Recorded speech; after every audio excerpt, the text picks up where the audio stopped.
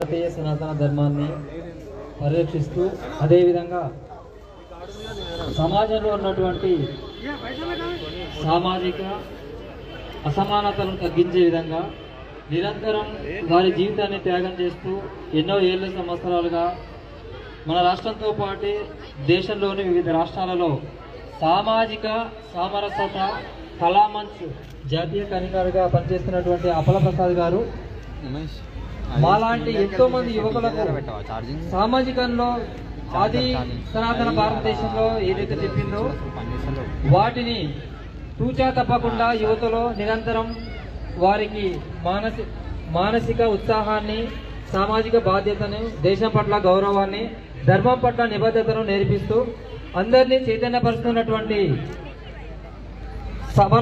సమరసత సామాజిక సమరసత జాతీయ కళామంచ్ కన్వీనర్ గారిని సభను ఉద్దేశించి ప్రసంగించవలసిందిగా వారిని వేదికపైకి సాదరంగా ఆహ్వానిస్తున్నాం. అదేవిధంగా ఆర్కే యువ భారత్ ఫౌండేషన్ వ్యవస్థాపక అధ్యక్షులు చైర్మన్ రామ్ యాదవ్ గారిని కూడా వేదికపైకి ఆహ్వానిస్తున్నాం. ప్రపంచంలో ప్రేమ స్వరూపుడు కృష్ణుడు. ప్రేమ అంటే ఏమిటి? ప్రేమ అంటే లవ్ లెటర్, ప్రేమ అంటే లవ్ జిహాద్, ప్రేమ అంటే బల, ప్రేమ అంటే జాలం, ప్రేమ అంటే లేచిపోవడం, ప్రేమ అంటే అన్ని ప్రేమల్ని వదిలి ఒక ప్రేమ వెంట పరిగెత్తడం. ఇటీవల కనిపిస్తున్నటువంటి ఈ ప్రేమ యొక్క నిర్వచనాలకు భిన్నంగా ప్రపంచాన్ని ప్రేమించడం ఎలాగో నేర్పినటువంటి జగద్గురువు శ్రీకృష్ణుడు పుట్టినటువంటి దేశం మన భారతదేశం. ఇక్కడ ప్రేమ సందేశం అది. ఎవరినైనా ప్రేమించగలరు. అటువంటి ప్రేమ సందేశాన్ని శ్రీకృష్ణుడు ఇచ్చినప్పుడు ఆయన వెంట ఆయన చుట్టూతో చాలామంది గోపికలు ఉంటారు. ఈరోజు కూడా చాలా చేశారు, డ్యాన్స్ చేస్తున్నారు కదా. శ్రీకృష్ణుడు అంటే గోపికలు, శ్రీకృష్ణుడు అంటే చీరలు ఎత్తుకుపోయేవాడు, శ్రీకృష్ణుడు అంటే ఎవరు లేని సమయంలో వెన్న దొంగిలించేవాడు, శ్రీకృష్ణుడు అంటే ఇలా రకరకాలుగా వాళ్ళ సమాజంలో మనకి వినిపిస్తుంటాయి. అయినా ప్రపంచమంతా శ్రీకృష్ణుడిని ఆరాధిస్తుంది. మరొక శ్రీకృష్ణుడిని చీరలు ఎత్తుకుపోయేవాళ్ళు ఎందుకు ఆరాధించాలి? ఎవరికి తెలియని సమయంలో వెన్నెను దొంగిలించే వాళ్ళు ఎందుకు ఆరాధించాలి? కాబట్టి శ్రీకృష్ణుడి యొక్క తత్వము ఈ సమాజంలో అర్థం కావడం కోసం ఈ కృష్ణ జన్మాష్టమి దేశంలో జరుగుతుంది. శ్రీకృష్ణుడి యొక్క తల్లి పేరు మీరు చెప్పలేరు, చెప్పగలరా? చెప్పగలరా? ఓకే, ఎవరు? నేను చెప్తానండి. దేవకీ దేవి. ఏ పేరు? దేవి. పారిపోవద్దు మీరు, అయ్యో నాకు రాదని చెప్పి పారిపోవద్దు. వినండి, దేవకీ దేవి. నేను ఈ ముగ్గురు కూర్చున్నారు, వాళ్ళు అడుగుతున్నాడు. ఆమెను పెంచిన అమ్మవారు యశోద. అంటే ఒకరి గర్భంలో జన్మించి ఇంకొకరి చోట పెంచి పోషించబడినటువంటి కృష్ణుడు చిన్నవాడే, కానీ ఎప్పటివాడు అంటే 5000 సంవత్సరాల క్రితం ఈ భూమి మీద ద్వాపర యుగంలో, ఇది కలియుగం, ద్వాపర యుగంలో 5126 సంవత్సరం ఇది ద్వాపర యుగం ప్రారంభమై, కలియుగం ప్రారంభమై. అంతకంటే ముందున్నటువంటి శ్రీకృష్ణుడిని మన ప్రపంచం అంతా కొలుస్తుంది. యేసుక్రీస్తు ఎప్పుడు వచ్చాడు ప్రపంచంలోకి అంటే 2024. ఈ సంవత్సరం ఏంటి? 2024. 2024 సంవత్సరాల క్రితం యేసుక్రీస్తు లేడు, కానీ 5126 సంవత్సరాల క్రితం భూమి మీద నడిచినటువంటి కృష్ణుడి యొక్క జన్మభూమి మన యొక్క భారతదేశం. ఇక్కడ ఎందుకు ప్రేమ స్వరూపుడు అంటే, మీరు ఎప్పుడు కృష్ణుడిని కోపంతో ఉన్నప్పుడు చూశారా? ఇక్కడ కృష్ణుడి యొక్క ప్రేమ ఎవరిదంటే ఎవరినైనా ప్రేమించగలిగేటువంటి విశాల హృదయం కలిగినటువంటి వాడు కృష్ణుడు. కృష్ణుడు అనగానే పక్కన ఇంకెవరు కనిపిస్తారు? వాహ్, రాధ కనిపిస్తారు కదా. ఇందాక పైకి వచ్చిన వాళ్ళంత రాధలా లేకపోతే గోపికలా? రాధలు ఎక్కువ మంది ఉన్నారు. ఇక్కడ కృష్ణుడు చిన్నవాడు, రాధ పెద్దది. రాధ ఎవరంటే రాధ అత్తమ్మ యాక్చువల్గా. మరి రాధ కృష్ణునితో ఆడుతున్నప్పుడు, కృష్ణుడితో పాడుతున్నప్పుడు, కృష్ణుడితో గెంతుతున్నప్పుడు, కృష్ణుడితో పాడుతున్నప్పుడు కృష్ణుడి వయస్సు ఎంత? 8 years. ఇప్పుడు చెప్పండి, శ్రీకృష్ణుడు తప్పుందా ఇందులో? శ్రీకృష్ణుడు ఏం తప్పలేదు. 8 సంవత్సరాల పిల్లవాడు వాళ్ళ అత్తమ్మైన రాధతో ఆడుతున్నాడు, పాడుతున్నాడు, గెంతుతున్నాడు. కాబట్టి ప్రేమ యొక్క నిజమైనటువంటి స్వరూపం ఏంటో ప్రపంచానికి చెప్పడం కోసం చిన్న పిల్లవాడు తన యొక్క అత్తమ్మతో పెద్దామెతో ఆడినటువంటి దృశ్యము చూసి చాలా మంది రకరకాల అర్థం చేసుకుంటారు. అయితే కృష్ణుడు ఎప్పటి వరకు రేపల్లెలో ఉన్నాడు అంటే, శ్రీకృష్ణుడు రేపల్లెలో కేవలం 10-11 సంవత్సరాల వయసు వరకే ఉన్నాడు. తర్వాత వెళ్ళిపోయాడు రేపల్లె నుంచి, బృందావనం నుంచి వెళ్ళిపోయాడు. రాధ ఎక్కడుంది? రాధ బృందావనంలో ఉంది. వెంట రాలే, రాధ వెంట రాలే. కృష్ణుడు వెళ్ళిపోయిన తర్వాత కృష్ణుడు మిత్రుడు అడిగాడు, కృష్ణ నీకు రాధ అంటే ఇష్టమా అని అడిగాడు. ఎందుకు ఇష్టం లేదు? నాకు చాలా ఇష్టం రాధ అంటే. మరి రాధను ఎందుకు రమ్మనవు? నేనెందుకు రమ్మనాలి? ఆమెకి ఇష్టం ఉంటే వస్తుంది, నేనెందుకు రమ్మనాలి? ఈ ప్రశ్న నన్ను అడుగుతున్నావు కదా మిత్రమా, పోయి రాధను అడుగు. అప్పుడు ఆ మిత్రుడు రాధ దగ్గరికి వెళ్ళి, రాధా రాధ నీకు కృష్ణుడు అంటే ఇష్టమా? నాకు కృష్ణుడు అంటే ఊపిరి, కృష్ణుడు అంటే శ్వాస, కృష్ణుడు అంటే ప్రాణం. మరి రాధ కృష్ణుడు మధురలో ఉన్నాడు కదా, మరి మధురకు రావచ్చు కదా, నేను రాను. ఎందుకు రా? మరి కృష్ణుడు ఉన్న చోటికి రావా అని అడిగాడు మిత్రుడు. అప్పుడు రాధ ఏం జవాబు చెప్పింది తెలుసా? ఏం జవాబు చెప్పిందంటే, కృష్ణుడు లేని చోటు ఏది? కృష్ణుడు లేని చోటు ఏది? కటి సర్వాంతర్యామి. ఎక్కడ చూసినా కృష్ణుని యొక్క రూపం నాకు కనిపిస్తుంది. ఆ విధంగా కృష్ణుని యొక్క పైన స్వరూపాన్ని ప్రేమించలేదు, కృష్ణ తత్వాన్ని ప్రేమించినటువంటి రాధ పుట్టినటువంటి దేశం భారతదేశం. పైపైన ఉండేటువంటి అందాలు, పైపైన ఉండేటువంటి ఆకర్షణలు, పైపైన ఉండేటువంటి వ్యామోహాల వెంట పడకుండా రాధయ కృష్ణుని యొక్క గొప్పతనాన్ని, కృష్ణుని యొక్క విశాలమైన భావాన్ని ప్రేమించినటువంటి ఈ రాధా కృష్ణుల యొక్క ప్రేమతత్వం. పెళ్లి చేసుకున్నా ఎవరైనా వాళ్ళకి ఏ ఫోటో ఇస్తారు? ఎవరి ఇళ్లలో చూసినా ఏ ఫోటో కనిపిస్తుంది? రుక్మిణి ఉండదు, పక్కన రుక్మిణి ఉండదు, రాధ ఫోటో కనిపిస్తుంది. ఎందుకు రుక్మిణి ఉండదు అంటే, రాధ యొక్క ప్రేమలో అశ్లీలము లేదు, రాధ యొక్క ప్రేమలో కపటము లేదు, రాధ యొక్క ప్రేమలో వల లేదు, జాలము లేదు, గ్రిప్ లేదు. రాధ యొక్క ప్రేమ విశాలం, శ్రీకృష్ణుని యొక్క ప్రేమ విశాలం. అటువంటి విశాలమైన ప్రేమ భావాన్ని ప్రపంచానికి పంచినటువంటి కృష్ణుడి యొక్క జన్మభూమి మన భారతదేశం. కానీ కృష్ణుడు గోపికలతో ఆడుకున్నాడే, కృష్ణుడు చీరలెత్తుకుపోయాడే, కృష్ణుడు ఎవరికి తెలియని సమయంలో వెన్న దొంగిలించాడే. మరి ఎందుకు వెన్న దొంగిలించాడు? ఎందుకు వెన్న దొంగిలించాడంటే, ఎవరైతే వెన్న తీస్తున్నారో ఆ వెన్న తీస్తున్నటువంటి గోపెమ్మలు ఆ ఊర్లో ఉండే వాళ్ళంతా ఆ వెన్నని ఎక్కడికి తీసుకెళ్తున్నారు? వెన్నని మధురకు తీసుకెళ్తున్నారు. మధురలో ఎవరుంటారు? వీళ్ళ మామ ఉంటాడు. వీళ్ళ మామ పేరు చెప్పగలరా? కృష్ణుడి యొక్క మామ పేరు ఈ కూర్చున్న వాళ్ళు చెప్పాలి. ఎవరు చెప్తారు? కృష్ణుడు మామ. మీరు చెప్పారు, మీరు చెప్పారు, పర్లేదు ఆయన చెప్పారు. ఎందుకంటే ఇది క్వశ్చన్ పేపర్ రాదు కాబట్టి, మార్కులు రాదు కాబట్టి చెప్పామనుకోండి. కాబట్టి మామ అంటే మామ దగ్గరికి తీసుకెళ్తారు. అప్పుడు కృష్ణుడు ఏమంటాడంటే, గోపికలారా మన వెన్న, మన పెరుగు, మన పాలు ఇక్కడ ఉండే వాళ్ళందరికీ పంచాలి. వీళ్ళేమో అందరూ ఆకలితో అల్లలాడుతుంటే, వీళ్ళందరూ వెన్న ఇష్టపడుతుంటే మీరు తీసుకెళ్ళి అక్కడ పంచడం ఏంటి? అక్కడ అమ్మడం ఏంటి? కాబట్టి వెన్న మాది, ఏమంటే వెన్న మాది, పెరుగు మాది, పాలు మాది. ఒక రాక్షసునికి ఆ రాక్షసునికి రాజ్యంలో పంచకూడదు అని చెప్పి ఆ వెన్నను దొంగిలించి తానే తినలే 10 మందికి పంచినటువంటి విశాల భావన కలిగిన కృష్ణుడి యొక్క. అందుకే కృష్ణుని వెన్న దొంగ తన కోసం దొంగ కాదు, అతను సమాజం కోసం పంచినటువంటి వాడు. మూడవది, కృష్ణుడు వందలాది వేలాది మంది ఆడపిల్లలతో ఆడుతుంటే, గెంతుతుంటే మనకు అనిపిస్తుంది ఏంటంటే, కృష్ణుడు ఇంతమంది ఆడవాళ్ళతో ఎగురుతున్నాడు, ఇంతమంది దుగ్గుతున్నాడు ఏంటి అని చెప్పేసి. కానీ మీకు గమ్మత్ తెలిసినా? మీ గమ్మత్ ఏంటంటే, మీరు ఎవరిని అడగండి, ప్రతి వాళ్ళు కూడా కృష్ణుడు నాకు ఇష్టం, కృష్ణుడు నా ప్రేమికుడు, కృష్ణుడు నా యొక్క మొగడు, కృష్ణుడు యొక్క నా సఖుడు అని అందరూ చెప్తారు. మీరు కృష్ణుని అడగండి, ఏమని? నీకు ఎవరు సఖి, ఎవరు ప్రియురాలు, ఎవరు నీకు మిత్రురాలు? శ్రీకృష్ణుడు చెప్తాడు, ప్రపంచమంతా నాకు సఖి లాంటిది, ప్రపంచమంతా నాకంటిది. అంటే ఎవరికి వాళ్ళు కృష్ణుడిని ప్రేమించారు తప్ప, కృష్ణుడు ప్రపంచాన్ని ప్రేమించినటువంటి వాడు. అందరికీ కృష్ణుడు నావాడే అనిపిస్తాడు, నా పక్కనే ఉన్నట్టు అనిపిస్తాడు. కానీ ప్రపంచాన్ని అందరినీ ప్రేమించగలిగినటువంటి గుణ సంపన్నుడు. అతని ప్రేమలో మోసము లేదు, బ్లాక్ మెయిలింగ్ లేదు. ఆ కృష్ణుని యొక్క ప్రేమ పైన వ్యామోహము లేకుంటే పైన ఉండేటువంటి వ్యవహారం కాదు, ఆత్మతత్వంతో కూడినటువంటి ప్రేమ. మూడవది కృష్ణుడు ఎక్కడికి వెళ్ళాడు? కృష్ణుడు రాయబారం కోసం వెళ్ళాడు. ఎక్కడికెళ్ళాడు? రాయభరానికి హస్తినాపురం, ఢిల్లీ వెళ్ళాడు. ఎవరింట్లో ఉండాలి?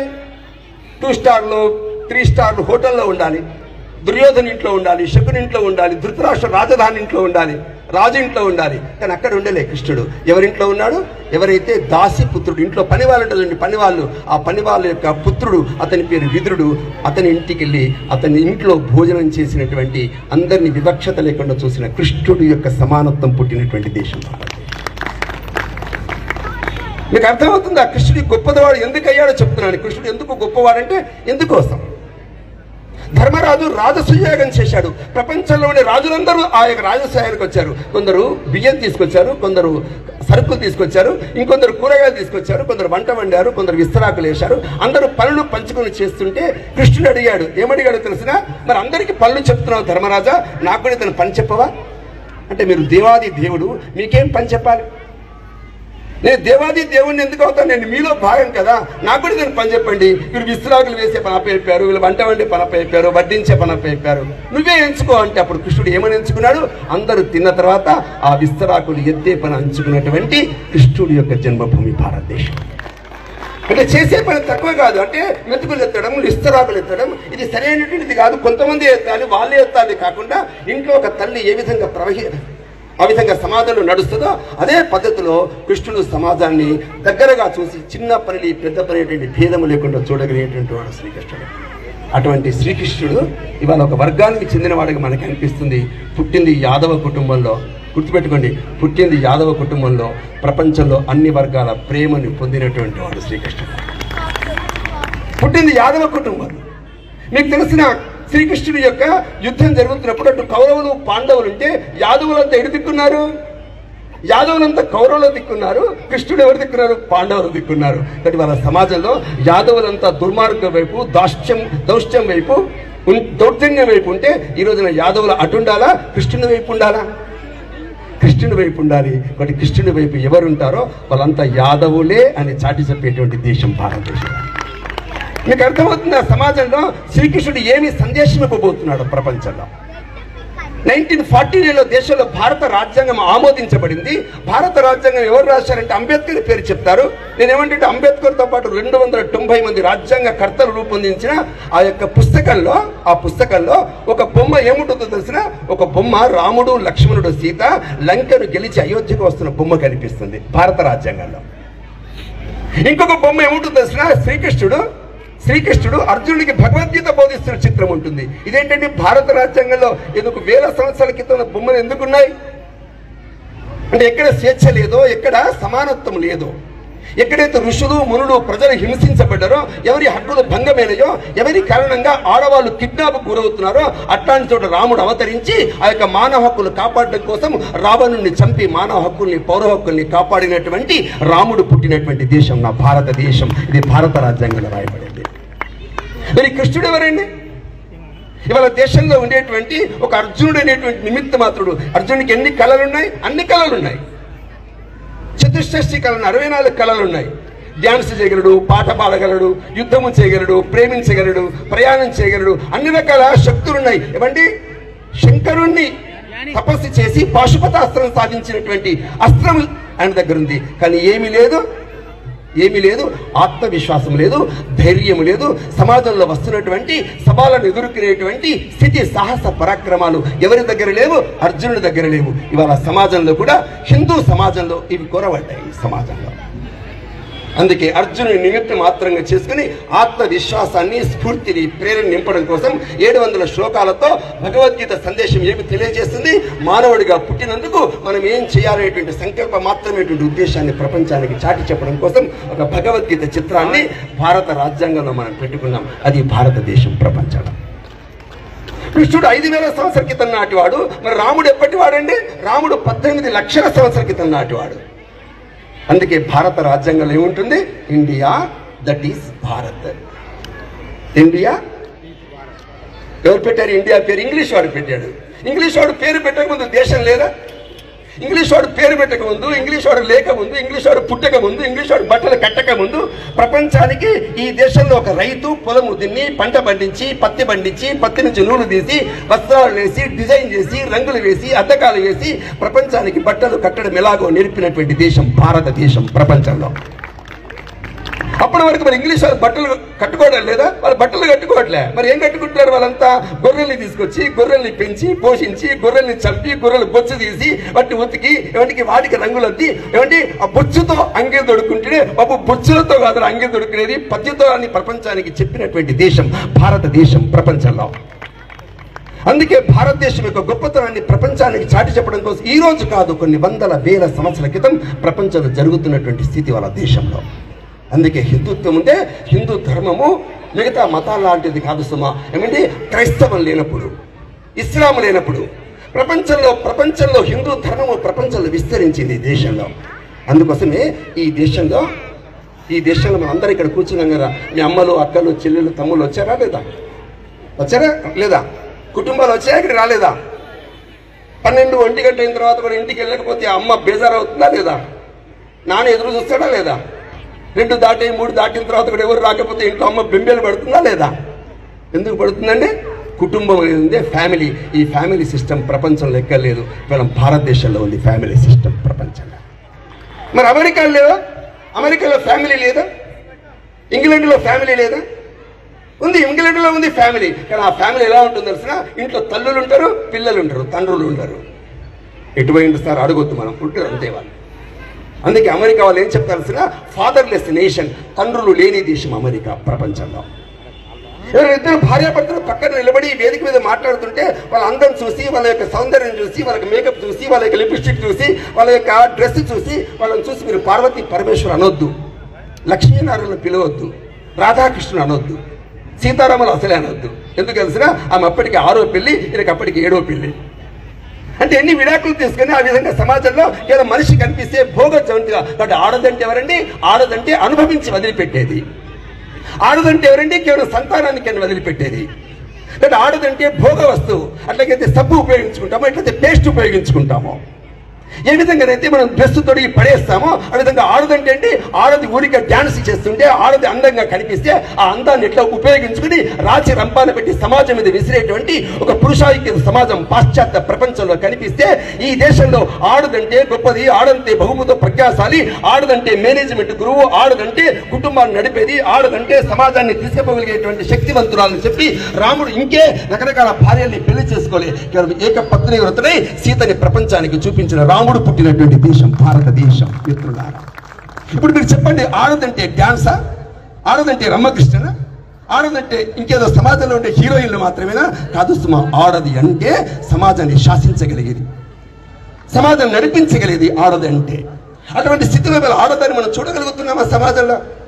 ఏదైనా రోడ్డు మీదకి వెళ్తుంటే ఆ పైన కనిపిస్తుంది. ఏం కనిపిస్తుంది? అక్కడ బనీళ్ళు అమ్ముతుంటారు, డ్రాయర్లు అమ్ముతుంటారు. పైన ఎవరి బొమ్మ ఉంటుందని? ఆడవాళ్ళ బొమ్మ ఉంటుంది. అంటే ఆడవాళ్ళ బొమ్మలు చూస్తే మనం డ్రాయర్లు కొనుక్కోవాలా? ఆడవాళ్ళ బొమ్మలు చూస్తే మనం బ్లౌజులు కొనుక్కోవాలా? అంటే ఈ ఆడవాళ్ళ స్థితి ఏంటంటే బ్లౌజులు అమ్ముకోవడానికి ఆడవాళ్ళ బొమ్మలు ఉపయోగించుకుంటారు. ఇది ఆడది అంటే సమాజంలో. ఆడదాని పట్ల ఈ విధంగా భోగమైనటువంటి జీవితాన్ని ప్రపంచం చూపించింది. కానీ ఆ దేశంలో భోగమైనటువంటి జీవితం కాదు సుమా. దానికి నేను ఉదాహరణ చెప్తాను. ఏమిటది? రాముడు విల్లు ఎక్కుపెట్టినప్పుడు, శివుని యొక్క విల్లు విడిచినప్పుడు సీత వచ్చి మెడలో మాల వేసింది. మాల వేస్తే అప్పుడు జనకుడు వచ్చాడు, సీత తండ్రి వచ్చి ఏమన్నాడు తెలిసిన? రామ పెళ్లి చేసుకో మా సీతని. అప్పుడు రాముడు ఏమన్నాడు తెలిసిన? లేదు నేను పెళ్లి చేసుకోను. ఎందుకంటే మా గురువు గారు విశ్వామిత్రుడు విల్లు విరుమంటే విల్లు విరిచాను, ఆమె వచ్చి వరమాల వేసింది. పెళ్లి ఉందే, ఈ పెళ్లి అంటే 3 ముళ్ళు వేయాలి, ఇది మా నాన్న అడిగి చేస్తా. కానీ మా నాన్నకు భిన్నంగా నేను పోను, కాబట్టి మా నాన్నని అడిగి చేస్తా అన్నాడు. అప్పుడు విశ్వామిత్రుడు ఏమన్నాడు తెలిసిన? ఇక్కడ నువ్వు పెళ్లి చేసుకో, వెళ్ళి అక్కడ ఇంకో పెళ్లి చేసుకో. ఎందుకంటే మీ నాన్నకి 3 భార్యలే కదా, నువ్వు ఇంకో 3వ భార్యను 2వ భార్యను ఎవరు అడిగాడు? రాముడు ఇంకో భార్యను చేసుకుంటే ఎవరు అడిగేవాళ్ళు ఉన్నారా? ఆ రోజులు ఎవరు అడిగేవాళ్ళు లేరు కదా, రాజులు ఎంతమందినే చేసుకోవచ్చు. అప్పుడు రాముడు చెప్పాడు, ఏమన్నాడు తెలిసిన? ఆడది అంటే భోగ వస్తువు కాదు. నా జీవితంలో ఈరోజు ప్రచన చేస్తున్నాను, నా సీతని ప్రపంచంలో గొప్పదానిగా, ఒక శక్తివంతునిగా, ఒక మేనేజ్మెంట్ వ్యవస్థగా ప్రపంచంలో చూపించదలుచుకున్నాను. అందుకే సీతను పెళ్లాడి ప్రపంచంలో గొప్ప శక్తిగా నిరూపించిన రాముడు పుట్టినటువంటి దేశం భారతదేశం. మిత్రులారా, అందుకే ఆడది అంటే ఎవరంటే, ఆడదంటే వజ్రం, ఆడదంటే బహుముఖ సౌందర్యం, ఆడది అంటే అందం, ఆడదంటే సహనం, ఆడదంటే గాంభీర్యం, ఆడదంటే తేజస్సు, ఆడది అంటే సర్వక్షం నడిపించగలిగేటువంటి శక్తి. అలాంటి ఆడదని భోగ వస్తువుగా చూపించేటువంటి జీవితాన్ని పక్కన పెట్టమని చెప్పడం కోసమే వచ్చినటువంటి పండుగ ఈ జన్మాష్టమి, శ్రీకృష్ణ జన్మాష్టమి రోజు. అర్థమవుతుందా సమాజంలో ఏం జరుగుతుందో? ఏమండి ఆ పాప ఏం చదువుతుంది? ఆ పాప బీటెక్ చదివి. మీ పాప ఏం చదువుతుంది? మా పాప బీటెక్ అండి. ఏ టెక్? బీటెక్.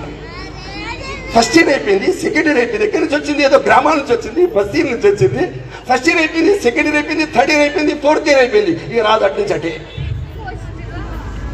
ఏమంటే నవమాసాలు మోసి పెంచినటువంటి తల్లి మీద ప్రేమ లేదు. ఎవడో ఎత్తుగా ఎర్రగా లావుగా ఏమైంది ఆ విధంగా ఊరికే డ్యాన్సులు చేసి 4 ప్రేమ రాసి 4 ప్రేమ సందేశాలు పంపిస్తే ఎగిరి లేచిపోయేటువంటి ఏమంటే బలహీనమైన వయస్సు కలిగినటువంటి వాళ్ళ ఆడవాళ్ళు కాదండి. ఇవాళ సమాజంలో ఎదురుగా ఉండేటువంటి ఏమండి 250 సంవత్సరాలు ఆంగ్లేయులు ఈ దేశంలో పరిపాలన చేస్తుంటే నువ్వెవడివిరా అని ఎదిరించి ఏమండి తన యొక్క చేతిన దత్తత తీసుకున్నటువంటి పుత్రుడిని కనుకొని కత్తితో యుద్ధం చేసి ఈ దేశంలో ఝాన్సీ లక్ష్మి పుట్టినటువంటి దేశం నా భారతదేశం. ప్రపంచంలో ఆడదంటే ఇక్కడ వంటింటికి పరిమితం కావాలని కోరుకున్న సమయంలో మొత్తము సమాజంలో వరంగల్ కోట ఆధారంగా కాకతీయ రుద్రమ సమయంలో ఒక రుద్రమదేవికి అవతరించినటువంటి దేశం భారతదేశం. అంటే ఆడది యొక్క గొప్పతనాన్ని, ఆడది యొక్క శక్తివంతమైనటువంటి విషయాన్ని ప్రపంచానికి చాటి చెప్పింది. దేశంలో ఆడది లేకపోతే రాముడు లేడు సుమా, ఆడది లేకపోతే శివాజీ లేడు, ఆడది లేకపోతే రామప్రతాప్ లేడు, ఆడది లేకపోతే రాముడే లేడు సుమా, ఆడది లేకపోతే యశోద లేకపోతే శ్రీకృష్ణుడే లేడు. అందుకే ఆడది ఇవాళ సమాజంలో ఒక వ్యక్తిని మంచిగా తయారు చేయగలిగినటువంటి ప్రధానమైన పాత్ర పోషించేటువంటి దేశం భారతదేశం. మిత్రులారా ఇప్పుడు చెప్పండి, ఈ దేశంలో మీకు తెలిసిన మన యొక్క తెలంగాణలో, మన యొక్క ఆంధ్రప్రదేశ్లో, మన హైదరాబాద్లో ఏం జరుగుతుందో తెలిసిన పాప తెలుసా మీ అందరికీ? పాపలు మీరు కుర్చీ తిప్పుకొని చెప్తాను. కుర్చీ తిప్పుకోండి. కుర్చీ తర్వాత మీకు డ్యాన్స్ ఉందా? లేదు. అయిపోయిందా? కాలే. ఊరికే డ్రెస్ వేసుకొని వచ్చారు మీరు. నేను మీకోసం చెప్తున్నాను సుమా. మీకు తెలిసిన ఈ దేశంలో, మన దేశంలో ఎక్కడ లేని కులాలు మనకు ఉంటాయి. ప్రపంచంలో అమెరికాలో కులాలు లేవు, మిగతా దేశాల్లో కులాలు లేవు, కానీ మన దేశంలో కులాలు ఉన్నాయి. ఎన్ని కులాలు ఉన్నాయి తెలిసిన? మన దేశంలో 3500 కులాలు ఉన్నాయి. దేశంలో కులానికి ఆచారాలు ఉన్నాయి, పద్ధతులు ఉన్నాయి. ఇవన్నీ కొట్లాడుకోవడం కోసమా ఈ కులాలన్నీ? కాదు. ఒకప్పుడు పని కోసం ఈ కులాలు ఉండేవి. ఈ రోజున కలిసి ఉండాలి, హిందువుగా కలిసి ఉండాలి. ఎన్ని కులాలు ఉన్నా సరే ఇంటి దగ్గర కులం పెట్టండి, బయటకు వచ్చి హిందువులను చెప్పుకోండి. సమాజంలో హిందుత్వం లేకపోతే రాముడు లేదు, కృష్ణుడు లేదు, దేవాలయాలు ఉండవు, కుటుంబాలు ఉండవు ఈ సమాజంలో. కాబట్టి ఈ స్థితిలో సమాజంలో ఏం జరుగుతుందో మీకు చెప్తాను. ఏంటో తెలిసిన? సాయిబాబా గుడి దగ్గర, చైతన్య రామాయణ గుడి దగ్గర, భద్రుకా కాలేజీ దగ్గర, ఎక్కడెక్కడైతే సామాన్యంగా జరిగేటి ఇంజనీరింగ్ కాలేజీ దగ్గర కొంతమంది ఆడవాళ్ళ కోసం ఎదురు చూస్తున్న యువకులు ఉంటారు. వాళ్ళ పేరు ఏం పేరు తెలిసినా? వాళ్ళ పేరు బబ్బులు, డబ్బులు, గుబ్బులు, డబ్బులు. అసలు పేర్లు లేవండి. వాళ్ళంతా అసలు పేరు ఉన్న వాళ్ళు కాదు. రకరకాల పేర్లతో అసలు పేర్లు ఏం పేర్లు? అసలు పేర్లు అమీర్ ఖాన్లు, సల్మాన్ ఖాన్లు, ఇంకేదో ఫిరోజ్ ఖాన్లు. అవే పేర్లు చెప్పకుండా సమాజంలో ఉండేటువంటి ఆడవాళ్ళని వలలో వేసుకునేటువంటి పద్ధతిలో బ్రాహ్మణుల అమ్మాయిని ఎత్తుకొస్తే, వైశ్య అమ్మాయిని ఎత్తుకొస్తే, ఒక రెడ్డి అమ్మాయిని ఎత్తుకొస్తే, ఒక ఎస్సీ అమ్మాయిని ఎత్తుకొస్తే ఏ ధర ఉంటుందో ఆ ధరలన్నీ ముందుగా తెలుసుకుని తెలంగాణ ప్రాంతంలో 25,000 మంది కేవలం మన హిందువుల అమ్మాయిని ఎత్తుకుపోవడం కోసం లవ్ జిహాద్ పేరుతో ఇవాళ దేశంలో ఒక కుట్ర జరుగుతుంది. ఏమంటే ఎంత అందంగా ఉన్నవే అంటే పాహా నన్నే అన్నారా, ఈమెను అంటుడు, నన్ను అంటారు, నన్ను కూడా అలవా అని అనిపించుకుని మరి ఏమంటే లేచిపోయేటువంటి దౌర్భాగ్య స్థితి దేశంలో కనిపిస్తుంది సుమా. ఇలాంటి బలహీనమైనటువంటి స్థితి మా కుటుంబంలో మా చెల్లెకు రాకూడదు, మా అక్కకి రాకూడదు, మా వదినకి రాకూడదు, నా కూతురుకు రాకూడదు. మీకు తెలిసిన ఈ దేశంలో రైల్లో పోతున్న ఒక పాపని, అమ్మాయిని, ఏం చదువుతుంది? డిగ్రీ చదువుతుంది, ఫస్ట్ ఇయర్ అమ్మాయి. ఒక 10 మంది దుండగులు వెంటబడ్డారు. ఆమె శరీరాన్ని స్పృశిస్తున్నారు. రక్షించడానికి వేడుకుంటుంది అమ్మాయి. ఆమె శరీరం మీద ఉండేటువంటి నెక్లెస్ లాక్కోవడం కోసం ప్రయత్నం చేస్తున్నారు. మిగతా వాళ్ళంతా కూర్చుంటున్నారు తప్ప, చూస్తున్నారు తప్ప అమ్మాయిని కాపాడే వాళ్ళు కనిపించట్లేదు. చివరికి ఆ పాపని ఏం చేశారు? ఆ పాపని ఆ ట్రైన్లో నుంచి తోసేశారు. చూసారా? నేను ఇంత సీరియస్గా చెప్తున్నాను కదా, అంత సీరియస్గా అది చూస్తున్నారు వాళ్ళు. తప్పు మీది కాదు, మీ అమ్మది, నాన్నది. మీ అమ్మ నాన్న ఇట్లా రాలేదు. చూడండి ఎంత సీరియస్గా ఒక అమ్మాయి గురించి చెప్తుంటే ఇంకొక అమ్మాయి ఏం చూస్తుంది? ఫోన్ చూస్తుంది. ప్లీజ్ కొంచెం తర్వాత మీ డ్యాన్సే, తర్వాత నా డ్యాన్స్ ఏం లేదు. అంటే అమ్మాయిని ట్రైన్లో నుంచి తోసేశారు.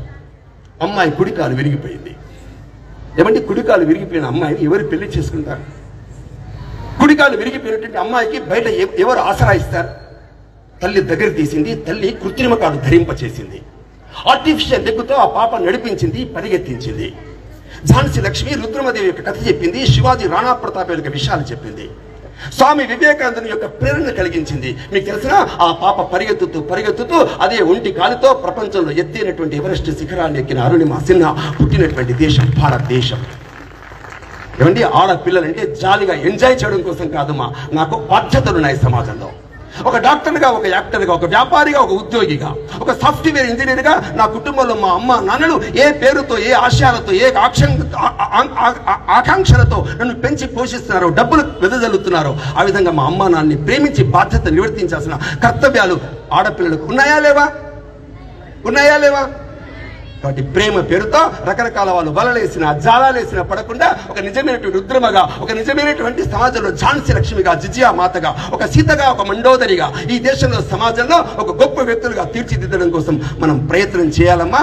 పైపైన ఎంజాయ్మెంట్లు కాదు సుమా. నిజమైన మీ కుటుంబాలు ఏంటో అర్థం చేసుకోండి, వాళ్ళ ఆశయాలను అర్థం చేసుకోండి, వాళ్ళ యొక్క కళలను సార్థకం చేసే పద్ధతిలో శ్రీకృష్ణ జన్మాష్టమి అదే మాదిరిగా దేవకి గర్భంలో అర్ధరాత్రి పుట్టి బ్రహ్మాండమైన వర్షం పడుతుంటే ఆ వర్షంలోనే యమునా నదిని దాటి యశోద వద్దకు చేరి సుమారుగా 10 మంది రాక్షసుల చేత హింసించబడ్డ వాళ్ళని ఎదిరించి చంపి చివరికి మధురకు వచ్చి కంసుని యొక్క దురాఘాతాలను ఎండగట్టి కంసుని చంపేసి ఆ తర్వాత దారికలో ఇల్లు కట్టుకొని ఈ సమాజంలో దుర్మార్గంతో వ్యవహరిస్తున్నటువంటి సుమారుగా 11 లక్షల మంది సైన్యమైనటువంటి కౌరవుల్ని సంహరించడం కోసం 5 పాండవుల్ని చేరదీసి ఏమండి నిండు సభలో దుర్యోధనుడు ఒక స్త్రీ ఉండే ద్రౌపది యొక్క చీర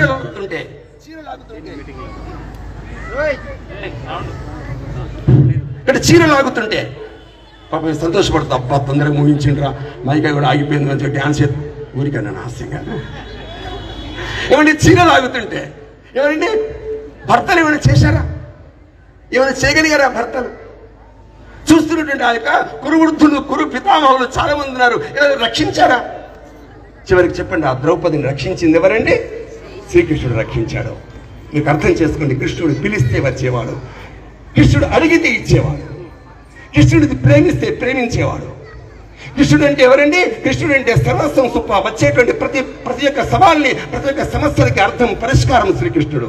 అలాంటి శ్రీకృష్ణుని యొక్క హృదయాన్ని, శ్రీకృష్ణు యొక్క ప్రేమతత్వాన్ని మనసులో దాచుకుని విశాల భావనతో ముందుకెళ్ళడం ఉందే ఆ శ్రీకృష్ణ జన్మాష్టమి. అలాంటి స్థితి అనుకుండాలి. శ్రీకృష్ణుడు చిన్న పిల్లవాడు, 8 ఏళ్ల పిల్లవాడు. మీకు తెలిసిన 16 ఏళ్ల వరకు శ్రీకృష్ణుడు బడికి పోలే.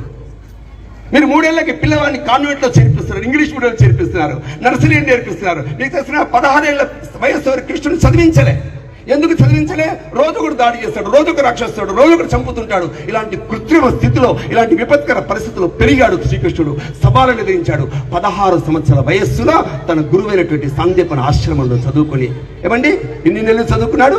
8 నెలలు, 6, 8, 10 నెలలు మాత్రం చదువుకున్నాడు. అన్ని రకాల విద్యలు నేర్చుకున్నాడు. జ్ఞాపక శక్తి, కాన్సన్ట్రేషన్, ఏకాగ్రత, అన్ని రకాల విద్యలు నేర్చుకున్నాడు. చివరికి పాండవుల పక్షంలో నిలబడి ఏమంటే దుర్మార్గాన్ని అణిచివేసి ప్రపంచంలో జగద్గురుగా నిలిచిన శ్రీకృష్ణుడు పుట్టినటువంటి దేశం నా భారతదేశం. ఇప్పుడు చెప్పండి, శ్రీకృష్ణుడు మనవాడా కాదా? కృష్ణుని ప్రేమించాలా వద్దా? ప్రేమ అంటే ఏంటి? ప్రేమ అంటే ఆత్మ సౌందర్యం, ప్రేమ అంటే మనసులో ఉండే భీతి, ప్రేమ అంటే సమాజంలో నిజమైనటువంటి సమాజాన్ని ప్రేమించగలిగేటువంటి రీతి. శ్రీకృష్ణుడు నడుస్తుంటే ఒక గూనుగు, ఎంత వయసు అనేది? 16 ఏళ్ళ అమ్మాయిది, 16 ఏళ్ళే, కానీ ఫిజికల్ హ్యాండిక్యాప్ ఆమె. నడవలేదు, గూనుగుతో నడుస్తుంది, కర్ర పట్టుకు నడుస్తుంది, చాలా పేదరాలు. ఏమమ్ముకుంటుంది? పూలమ్ముకుంటుంది. కృష్ణుడు వెళ్ళి ఆమె గూనుగ మీద, ఆమె శరీరం మీద చేయేశాడు. అందమైన స్త్రీగా మారింది. అందమైన స్త్రీగా మార్చిన వాడు శ్రీకృష్ణుడు సమాజంలో. కానీ ఎవరైతే శ్రీకృష్ణుని ప్రేమిస్తారో, ఎవరైతే శ్రీకృష్ణుని భజన చేస్తారో, ఎవరైతే శ్రీకృష్ణుని తత్వాన్ని నేర్చుకుంటారో, ఎవరైతే భగవద్గీత సందేశం వింటారో, ఎవరైతే కృష్ణుని జపం చేస్తారో, ఎవరైతే కృష్ణుని యొక్క కథ కారణంగా సమాజంలో గొప్పవాళ్ళు తయారవుతారు, మంచి వాళ్ళు తయారవుతారు. పర్సనాలిటీ డెవలప్మెంట్ అని ఉపన్యాసాలు ఇస్తారు చూడండి రకరకాల వ్యక్తులు. మీరే పర్సనాలిటీ డెవలప్మెంట్ ఉపన్యాసాలు వెనకండి సుమా, ఒకే ఒక కథ చదవండి, శ్రీకృష్ణుని కథ. నిజమైన పర్సనాలిటీ డెవలప్మెంట్ ఉద్భవిస్తుంది. అలాంటి పర్సనాలిటీ డెవలప్మెంట్ ప్రపంచానికి ఇచ్చినటువంటి భగవద్గీత ప్రపంచం ఎక్కలేదు, నా దేశంలో ఉంది. అది జర్మనీ వాళ్ళు చదువుతున్నారు, ఇంగ్లాండ్ వాళ్ళు చదువుతున్నారు. ఏమంటే ప్రపంచంలో 190 దేశాల్లో వాళ్ళ పాఠాల్లో వాళ్ళకు వచ్చేటువంటి వాళ్ళంతా భగవద్గీత కథలు చెప్తున్నారు, పాఠాలు చెప్తున్నారు, ప్రార్థనలు చెప్తున్నారు. ఆ విధంగా మన సందేశం ప్రపంచానికి అందుతున్న వేళ ఆ శ్రీకృష్ణుడిని మనం ఈ రోజున ఉదహరించుకొని ఈరోజు ఒక మంచి కార్యక్రమం ఈరోజు జరిపారు. మీరంత దురదృష్టవశాత్తు నా ఉపన్యాసం విన్నారు లేదా? దురదృష్టవశాత్తు నో సారా? వీళ్ళు ఎస్ అన్నారు, మీరు నో అన్నారు. ఏది correct? No yes. Krishna Govinda Krishna Gopala అనండి చూద్దాం. మగవాళ్ళ గొంతు వినిపించదు, ఆడవాళ్ళే. కృష్ణ గోవింద కృష్ణ గోపాల.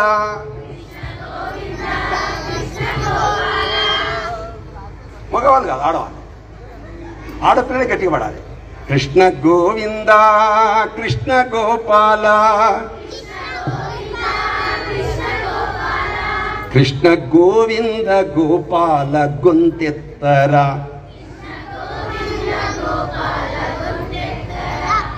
ఇంత మాధుర్య గొంతులండి. ఆడపిల్లలంటే అదండి. మీరు ఏదో డ్యూయెట్లు పాడుతుంటే ఇది పాట. కృష్ణ గోవింద గోపాల గొంతెత్తరా. కృష్ణ గోవింద గోపాల గొంతెత్తరా. పనులు చేస్తూ ఉండు పనులు చేస్తూ ఉండు పనులు చేస్తూ ఉండు అనండి. పనులు చేస్తూ ఉండు కృష్ణను జపిస్తుండు కృష్ణుడు జపిస్తుండు. కృష్ణ గోవింద గోపాల గొంతెత్తరా. కృష్ణ గోవింద గోపాల గొంతెత్త. కొందరంటారు కృష్ణుడు మహచోరుడు. కొందరంటారు కృష్ణుడు నా సఖుడని. కొందరంటారు కృష్ణుడు సామాన్యుడు. కొందరంటారు శ్రీకృష్ణుడే లేడని. అమ్మ ప్రేమిస్తే వెన్నను గ్రోలిందెవరు. మీ గొంతులు దాచుకోకండి, మధురమైన గొంతులు. మళ్ళీ నేను ఎప్పుడు వెళ్ళలేను, ఇవన్నీ మీరు వినాలి. మీకు మైకులు లేవు, మైకు నాగరే ఉంది, కానీ మీ గొంతులు వినిపిస్తున్నాయి. అమ్మ ప్రేమిస్తే వెన్నను గ్రోలిందెవరు. అమ్మ లాలిస్తే ఉయ్యాలూగిందెవరు.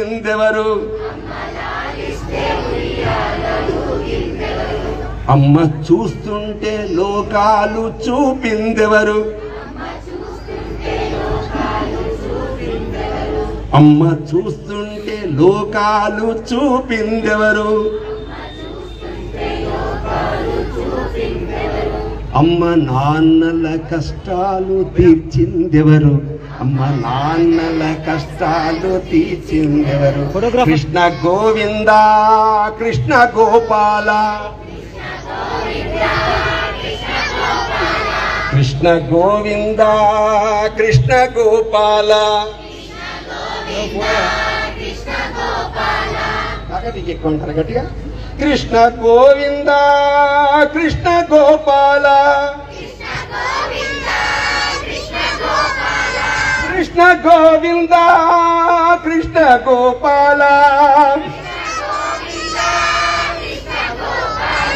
కృష్ణ గోవింద గోపాల గొంతెత్తరా. కృష్ణ గోవింద గోపాల గొంతెత్తరా. కృష్ణ గోవింద గోపాల గొంతెత్తరా. భారత్ మాతా కీ, భారత్ మాతా కీ.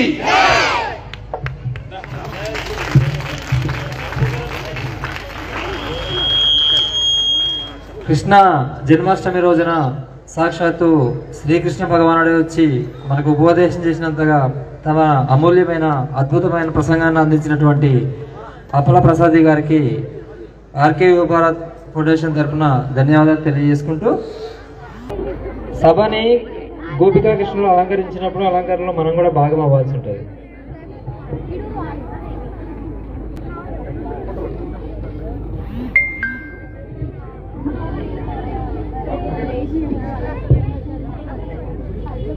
भारत माता की जय।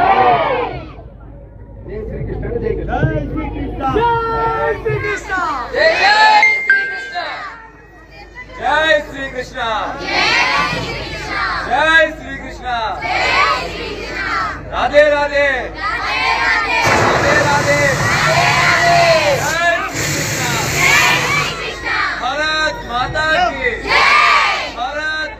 की कृष्णं वंदे कृष्णं वंदे कृष्णं वंदे